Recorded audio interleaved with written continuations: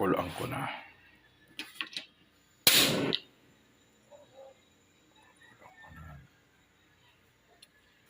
Itong kalamansi.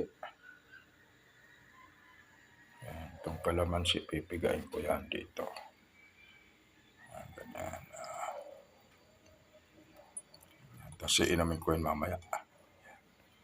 Huwag niya isama yung tatanggalin nyo lang. Tapos iinumin nyo mamaya. Pag kumulo na yung loya, ihalo nyo. Ihalo nyo yung loya na kumukulo. Yan.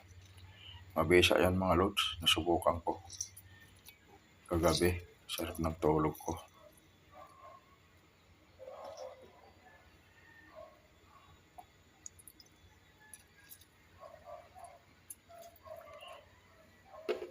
Yan, hanggang dito na lamang mga lods. Pakukuloyin ko muna.